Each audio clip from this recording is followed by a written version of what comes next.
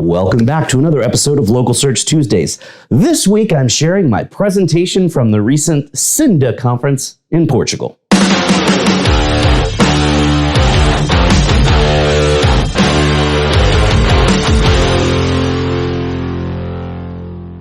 Last month I was lucky enough to be invited to present at the SIINDA conference in Porto, Portugal. If you ever get the chance to go, you definitely need to check out Porto. It's a gorgeous town right on the coast, and it's where port wine was invented. But anyway, SIINDA is a European nonprofit that focuses on local marketing. So of course, I rocked an awesome presentation about local SEO. Check it out.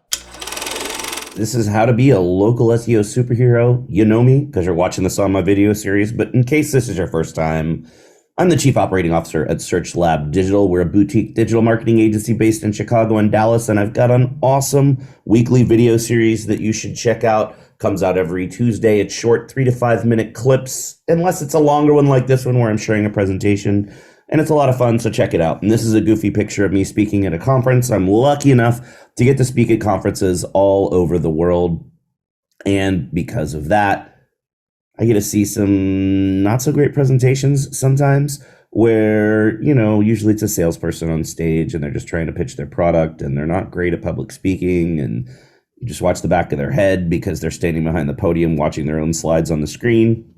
And typically there's zero design element whatsoever. No colors, no photos, no screen captures, no nothing. So it's a plain white background with black Arial font, and they pack every slide with bullet points and they just read bullet points for the entire presentation, which is no fun. And it's a scientifically proven fact that bullet points kill kittens. So in today's presentation, we're going to keep all the kitties safe. And there's always a superhero theme. Always a movie theme. And today's theme is superhero movies because I love to share my love of movies along with my love of SEO. So we've got 103 references to superhero movies with at least one movie for every year in the last 50 years. If it's something obscure you haven't seen, there is attribution to the side. So not only will you learn some awesome stuff about SEO, you'll have a kick-ass list of movies to watch later. So why the long face?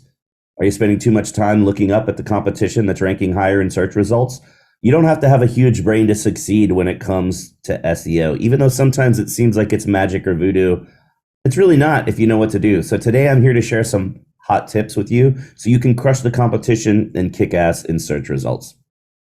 It's important to understand that there are multiple algorithms at play, and if your search has local intent, Google's going to use the local algorithm, which weights factors differently and actually includes signals that the traditional algorithm doesn't pay attention to, which means you need different strategies to optimize for local visibility. And the easiest way to know if you need to be doing local SEO is that you do face-to-face business with customers, either at a brick and mortar or potentially at the customer's location, like a plumber or an electrician. Or sometimes you need it even if you just do e-commerce and you don't do face-to-face business, because some of your important keyword phrases may have local intent. So do a search for some of your most important keyword phrases, and if you see a map pack, then that means you're going to need to be doing local SEO for those searches.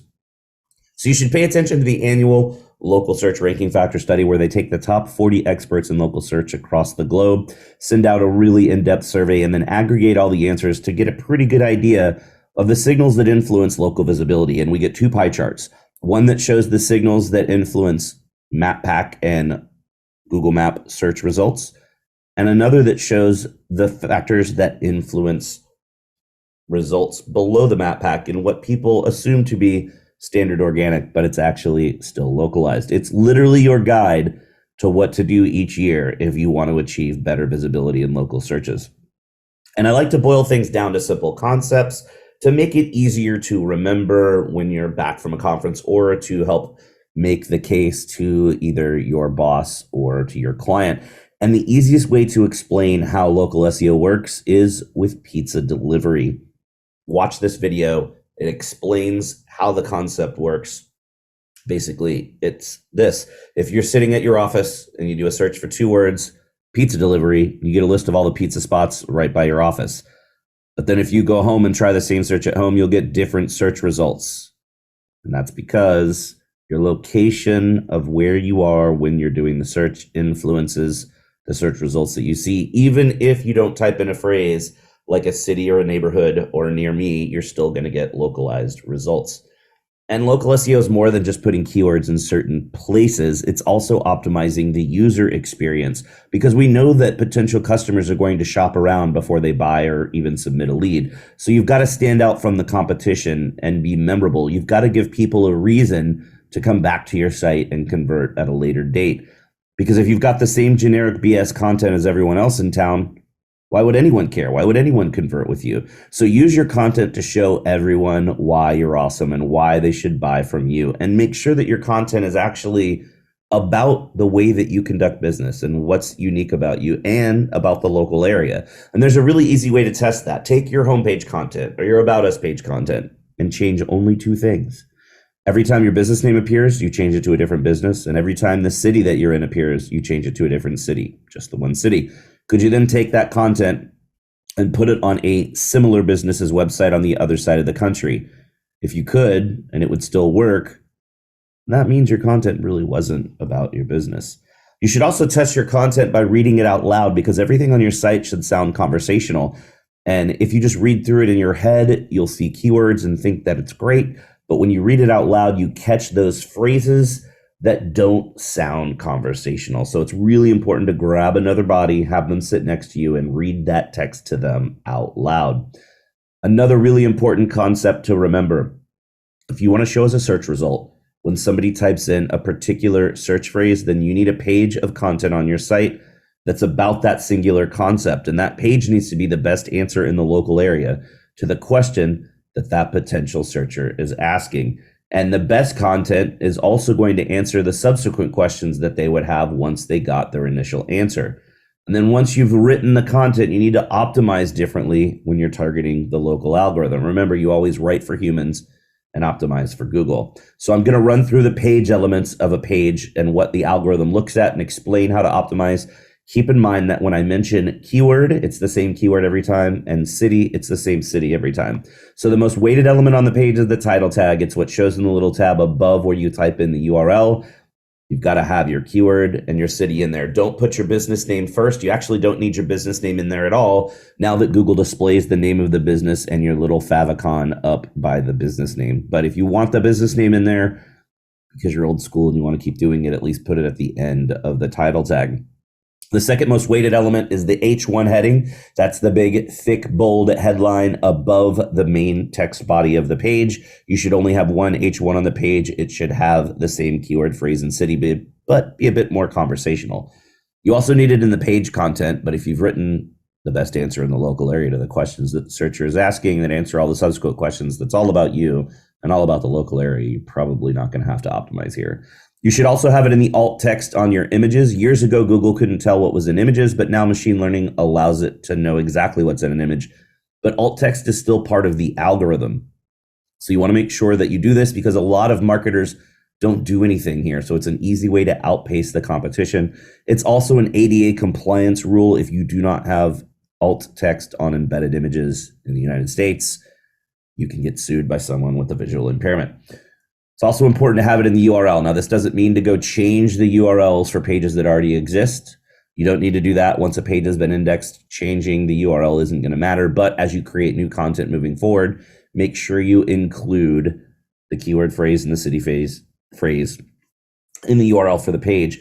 And you need it in the meta description as well. Even though the meta description has no influence on ranking, it's what populates those couple of gray sentences underneath your blue link when you show as a search result. So it's really important to have something compelling there. You've got to have a blog, and you need to post to your blog on a regular basis, because there's a huge difference between the kind of content that goes on the main section of your site, which is bottom of funnel content, and the kind of content that goes on your blog, which is mid to upper funnel content. You want to target all areas of that buyer journey to make sure that you get eyeballs on your website as early as possible. In fact, you can make your blog a local destination and share helpful information about the local area and get eyeballs on your site before people are looking to buy what it is that you're selling. If you need ideas for how to do this, I've got an awesome blog post here that walks you through 10 different concepts that you can use. Another big pitfall that people tend to run into when they're doing local SEO is they want to show up in 5 or 6 nearby cities. But if you're not showing up well in your own city first, you're not going to be able to show up in nearby cities. So I call that owning your backyard. You've got to have a solid SEO foundation so that you're doing really well in the town where you're actually located before you then move on and try to show up in other cities nearby. Now, if you're in a less competitive area or a rural area, it's pretty easy to expand your reach using city pages. In this video, we'll walk you through how to do it. But if you're in a denser competitive area like a metro area, you're going to need to use a more advanced concept called local content silos, which this video walks you through. And links work differently in local as well. We don't care about domain authority or page authority or any of those terms that Moz or the other tools just made up that don't have any real world equivalent in Google's algorithm. We also don't care if it's a no-follow link. It's been proven time and time again that no-follow links still carry value in the local algorithm. All you need to worry about is getting links from local businesses and local websites. And if you get involved in the local community, it's really easy to do that. So a couple of ideas that I want to run you through. Local sponsorships are great. It's not okay to buy links. It's actually against the rules. But if you buy a sponsorship that results in a link, that's totally okay. Local meetups are great as well. Go to meetup.com, look for groups that meet in your area that are looking for meeting sponsors, throw in 50 or 60 bucks a month to buy their snacks and soft drinks, as long as they give you a free link, and boom, you get an awesome local link. Find any way you can to get the local bloggers to write about you. It'll be really successful. Even if they don't work in the same or don't write about the same vertical, it doesn't matter. Even if they say they get a free widget for writing about your widget company, it doesn't matter. You're still getting an awesome local link. Talk to your staff about what they're passionate about and what they spend time doing outside of work. Because if someone is really involved in a local club or organization, it's going to be exceedingly easy for you to get a link back to your website. You can also use Google to do all of the work for you. So come up with your own seed list of keywords, throw the city name in there, do a search, and Google's going to spit out a list of amazing links that you can get in the local area. I'm also sharing our onboarding questionnaire with you. It's a really pretty intensive doc that asks some questions to help uncover low-hanging fruit for things that have already happened in the past that you're able to get links for, and helps prioritize link building strategies moving forward. Customer reviews are also really weighted in the algorithm. In fact, they've gained more weight every year for the last few years. But I'm not talking about your testimonials page. That page is totally worthless. People want to see honest, unbiased reviews on third-party sites. So ditch the testimonials page and concentrate on those off-site reviews. But that means you need a proactive process. And this video is going to run you through it, but I'm going to pull out of a couple of important points that you really need to make sure that you understand. First is that you want to make it easy to leave a review, because people don't necessarily know where they need to go to leave that review. And more importantly, you need to ask every single customer to leave a review, because it's not human nature to leave a review if you're happy. And you want to make sure you answer every review, not just the bad, not just the good, but every review. And remember, when you're responding to a bad review, your response is not for the person that left the review. It's for every future potential customer that wants to see how you handle the situation. And the algorithm doesn't actually care how many reviews you have. You just need to be sure that you have more reviews than the local competition. So when you're acquiring new reviews, you have to tread a kind of narrow, nice edge where you're getting reviews at the same pace or a slightly faster pace than the competition, so that you don't outpace them and have way too many more reviews. And some cool new research has given us a really cool little tactic that we can use. So the first is that if a review includes a photo, it stays in that default sort of reviews that you see when you first come to the business profile for a longer period of time. I'm talking about the default sort where it shows the 10 reviews before you select that you want to go to the newest reviews or the best reviews or the worst reviews. And if a review has more text, it stays in the default sort for longer. And if a review has 2 or more upvotes, it stays in the default sort for longer. So if you've got a bad review that shows in the default sort, you can get it buried really fast by asking someone who recently left you an amazing review to add a little bit more text to their review and a photo. And then once they've done so, just have a few people on your team upvote the review, and boom, it jumps right to the top of the list. You do this a couple of times, you bury the bad review. And let's finish with your Google Business Profile, because it's basically your new homepage. You've got to make sure that it is the best possible first impression for anyone that's looking for you, and a properly optimized profile allows you to show more often in map pack search results. So make sure you fill out everything. Make sure you add UTM tracking to your website links so you get better data. because Google Analytics doesn't always classify traffic correctly. If referral data isn't passed to Google Analytics, the traffic is dropped into the direct bucket, which means there is no referral source. So if you add UTM tracking and force it to track the traffic correctly as organic traffic, you have better data and you can take credit for all the organic wins. You want to make sure that your landing page, the site that you're pointing to from your business profile, is optimized for your most important keyword phrase and your city. You want to make sure you're optimizing with the correct hours, and this seems boneheaded, but you'd be surprised how many people set their profile up and then never update it when they change their hours.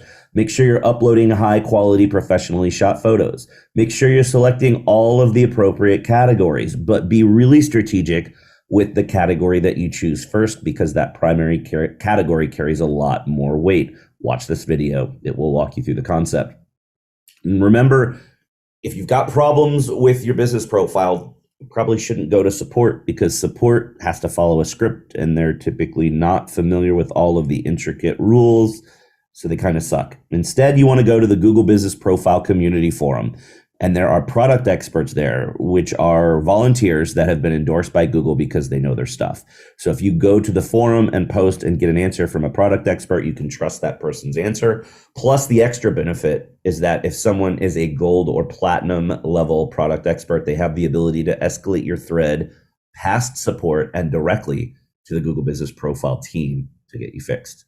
You want to make sure you're using Google Posts. They're amazing. They're basically free ads that show on your profile. Watch this video. I did a whiteboard Friday for Moz a few years back. It is packed with information about how to succeed with posts. But the most important thing to remember is that the content of the post isn't anywhere near as important as what shows in the thumbnail. Google will automatically crop the image to a smaller version, and you can't control the crop, and it will just show the first few lines of text. So if that thumbnail isn't compelling, nobody's going to click to see the full version of your post. The problem, though, is you can't control that crop, and it's pretty inconsistent. So we've created a Photoshop template that you can use. You can download it at the link right there, and then it looks like this. Anything within the right white grid is safe, and it will show in the thumbnail, and then the rest of the image will appear once the potential customer clicks the thumbnail to see the full image or the full post. Make sure you don't use stock images. It's been proven by research recently that if you use a unique image, you'll get a lot more click-throughs. It's also important to pay attention to the questions and answers section in your business profile. It allows anyone to ask you a question, and any random person can answer it for you. The general public thinks that it's chat, but it's actually a community discussion widget. And because of that, questions can receive multiple answers.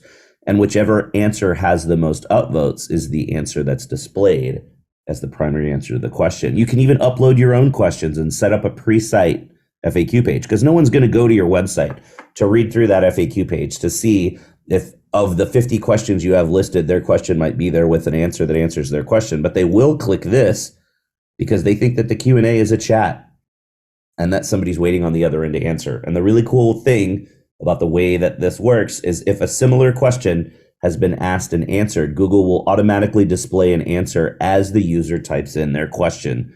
So it's really awesome, and it's amazing pre-site experience. And we've got a local SEO scoring matrix that we use for conferences and for demos with potential customers. And it's basically a mini audit that scores the 4 major areas that influence visibility in local searches, which is the content on your site and how it's optimized, the links that point to your site, your Google Business Profile and how it's optimized, and your reviews on Google and Yelp and how you respond to those reviews. It scores on tactics, not on strategy. Now, people use these interchangeably, but strategy is which direction are you going, and tactics are which steps do you take to get there. The reason that we keep it at basic SEO tactics is because it's more universally helpful. If it was too much on the strategy side, that person's current SEO partner could refute it and say, oh, they don't know your business, they don't know your strategy, they don't know your local area. Just ignore it. Our strategy is better. But when it's basic tactics that anyone would agree are important, nobody can really refute it. And if you're not covering basic tactics, it really doesn't matter what your strategy is. So you really need to pay attention to the basics of SEO, because that's where strategy comes into play after you've covered all the basics. Now, the areas are weighted to approximate their importance to Google's algorithm, and then you can add up the scores from the 4 areas and have a score anywhere from 0 to 100 points. The highest score that we've ever seen is an 83.6 because it's effectively impossible to score a perfect score, but you want to be in the mid 60s to mid 80s. The lowest score we've seen is actually a negative 71.5 because some factors are detrimental, and we know that they are either likely or definitely hurting your visibility in searches, so you'll lose points if you do them wrong. The average score that we see is only about a 15 out of 100 points. So it really shows a lot of people are not doing very well with their SEO. Now, this matrix was a huge game changer for us. When we started using it in demos, it more than doubled our close rate on demos. So I wanted to share it with you so that you could see for yourself how it works. There's a generic version that works for any business. And then we also have vertical specific versions. So I shared an auto dealer version with you so you could see how it changes from the generic version to the automotive specific one. So if you have a vertical that you work in, you could take that generic one and add some things in to make it specific to the vertical that you work with.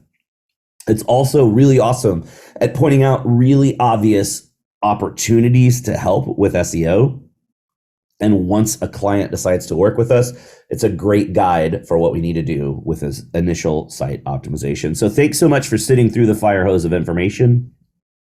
Now, hopefully you won't be down and depressed when you're thinking about how you show in local search results because you got all those hot tips from me.